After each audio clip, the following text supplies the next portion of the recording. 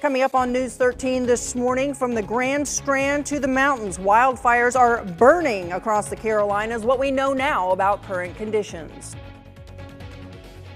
Going to school was just very scary for me, and not being with my parents would just scare me even more. And then we hear from parents as they voice concerns for students and school staff as crews work to tamp down the flames.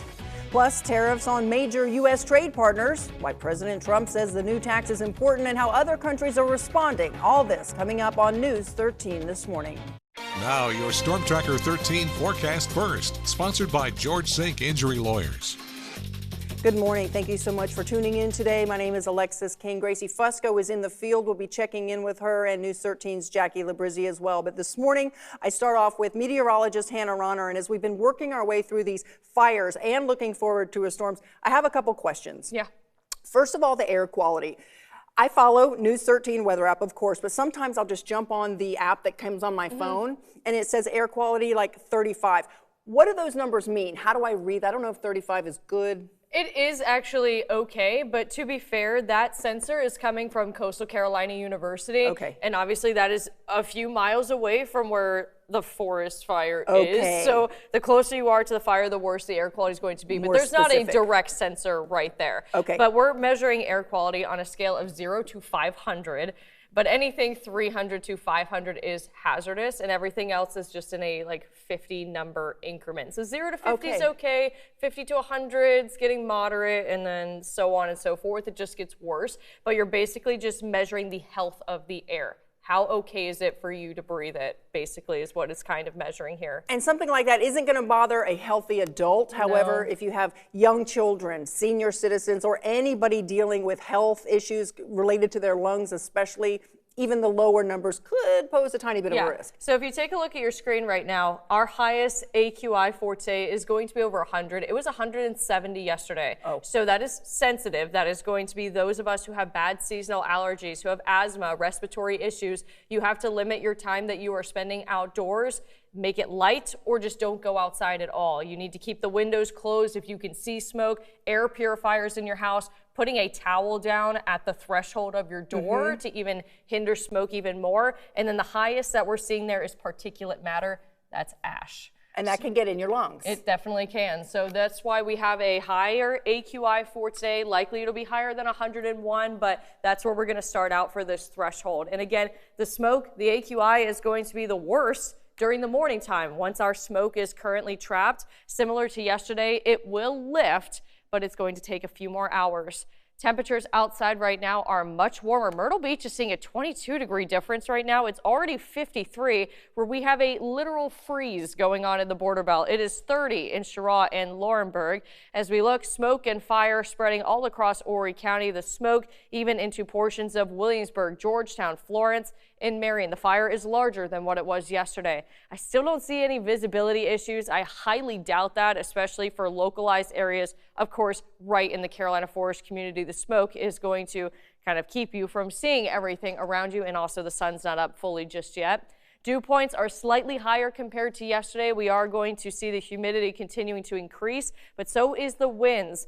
Partly cloudy skies by lunch, 63. And then for Florence, a little bit warmer, 68. But we have to talk about potential severe storms for tomorrow.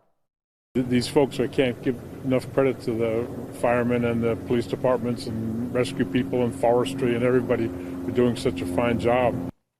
First at 6 o'clock, the South Carolina Forestry Commission saying the wildfire burning in the Covington Drive area of Carolina Forest has grown now to more than 2,000 acres. We're taking a look at a map here from the South Carolina Forestry Commission, and it shows the active fire. And as of last night, the size is about 2,059 acres in size, with the containment still being at around 30%. Now we're going to take a look at some pictures of the Covington fire area from Saturday night moving into Sunday morning and in the Avalon neighborhood. And you can see these flames, incredible images here on your screen. The orange inferno taking over many parts of the woods out there. Now, while we don't know the official cause of the fire, Horry County Fire Rescue spokesperson Tony Casey does say that the first report came from a backyard fire that came in around 2:45 Saturday afternoon. However, he does stress that that doesn't necessarily mean that that was the starting point Forestry officials say that the main focus is surrounding the fire to prevent any further spread. We have live team coverage once again today across the area, bringing you the latest on what's happening right now on the ground. Jackie Labrizzi is in the Carolina Forest Community Church area. She's going to have an update on how community members are planning to move forward. Before we go to Jackie, let's head on over to Carolina Forest, where News 13's Gracie Fusco is live, and she's going to be telling us if there's anything different in that area right now. She's been out there for 2 days. Gracie, good morning. What do you have for us right now? Good morning, Alexis. Just like you said, I've been out here for a few days, and now each day it's been a little bit different. Yesterday, the smoke was very heavy. Visibility was very bad early in the morning. Today, it's still definitely hazy, but I will say I can see a lot more. The smell of the smoke isn't as bad as it was yesterday. Now, driving on Carolina Forest yesterday, it was very, very bad. Driving very slow. Now it's a little different. Today, that I was experiencing more so on 501. Just driving very slow, hazards on, trying to make sure that I was driving cautiously and that the people around me were also driving safe, and we were going very slow because you couldn't see much going on. Now, I was in the Walker's Woods neighborhood yesterday, and that's where I spoke to many community members. They were telling me how scary the situation was, and simply that they couldn't believe that what used to be in their backyards, all of the brush, all of the trees, it was just a pile of ashes. Now, I spoke with one resident in that neighborhood, and he told me that he left the area on Saturday because of all of the smoke and the flames and the smells, and he then returned that night thinking things were going to be okay. And on Sunday morning, he told me officials were pounding on his door at 3 a.m. telling him and his family to evacuate immediately. He told me it was extremely scary in that moment, but he's extremely thankful for the first responders. All brushed up, but as you can see, it's all burnt down just to nothing right now. Just luckily, they all stayed in the grass. Can't give enough thank yous to God for saving us, and the fire departments and rescue squads for doing a tremendous job. Again, if you're driving in the Carolina Forest area today, please drive with caution. Just like Alexis and Hannah were talking about, if you do have respiratory issues, make sure you are wearing a mask if you're in these affected areas, because the smoke is still very dense. You can still smell it, and we just want you to stay safe. Reporting live in Carolina Forest, Gracie Fusco, News 13. Thank you, Gracie, and we want you to stay safe too, so please be careful out there. Also in Horry County, volunteers joining together to donate supplies to those that are fighting the wildfires. They've been setting up and helping at the Carolina Forest Community Church since Saturday, and that's where we have News 13's Jackie Labrizzi this morning joining us live. Now, Jackie, you've also been out there for a couple days, and you said earlier that you've seen a couple rescue workers or first responders already starting to show up this morning.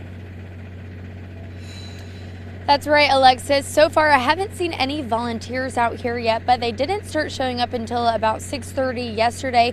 However, rescue crews have been out here picking up some breakfast items, just dropping by and continuing down the road.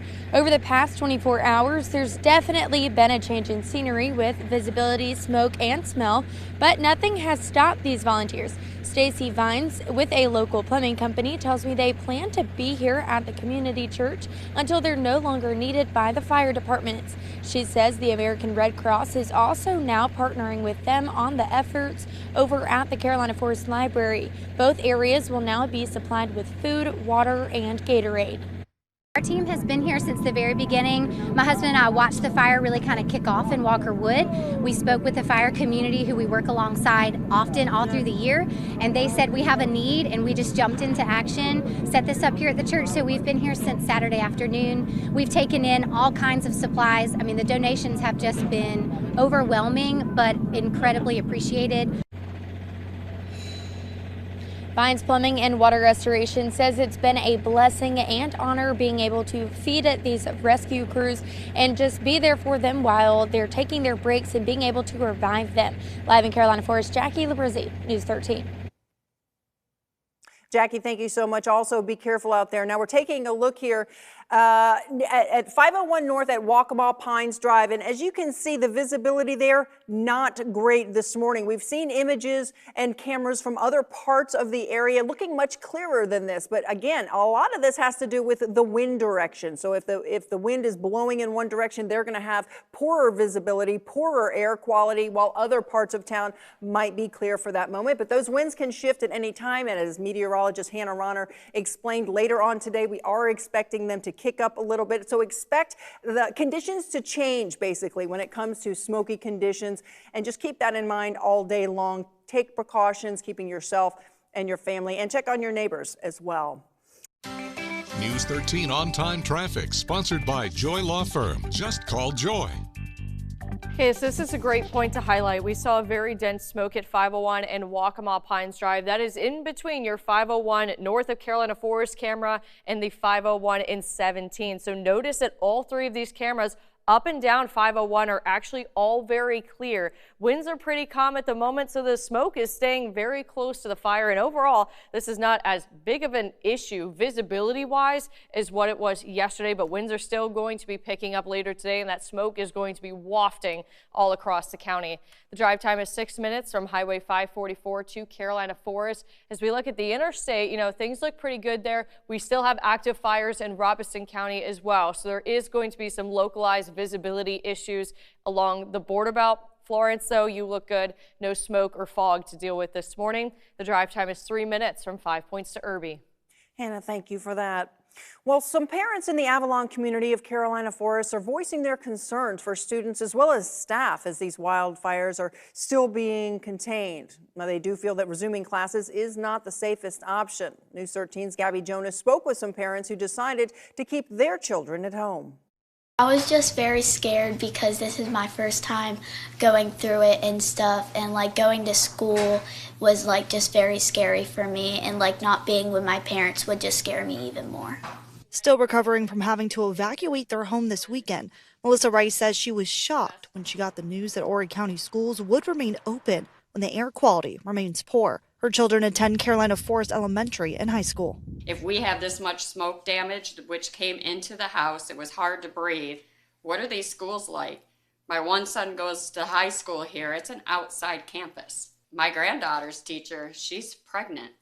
Why would you even bring a pregnant teacher into that facility, knowing it has smoke damage and it's in the hallways and stuff? Although district officials said they have no more e-learning days left, Ten Oaks Middle School parent Elizabeth Doncheski says an active state of emergency from the governor should be a reason to keep everyone out of in-person learning. Not just for the students, but also for the staff, our teachers, our cafeteria workers, our bus drivers that are attempting to drive in pea soup with a bus loaded with kids. I have friends that their children left school because they were throwing up.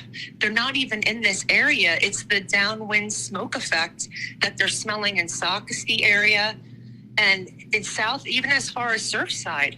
District officials say transportation delays are anticipated this week, and the schools will accommodate those late arrivals. They also say the smoke is affecting those attending school, that they will be allowed to be sent home with an excused absence. Melissa Rice says the assistant principal from Carolina Forest High School has reached out to her family and others to ensure that they are okay due to their absence. Reporting in Carolina Forest, Gabby Jonas, News 13.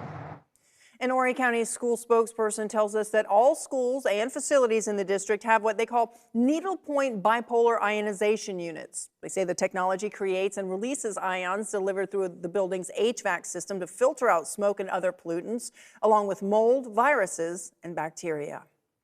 And we've been taking a look at images all morning. We'd like to see yours. Please take photos of hot spots, flames, smoke, anything that you see in your immediate area. Please send them to us at photos@WBTW.com. And a new bill aiming to give North Carolinians access to in vitro fertilization. How it plans to do so, coming up next.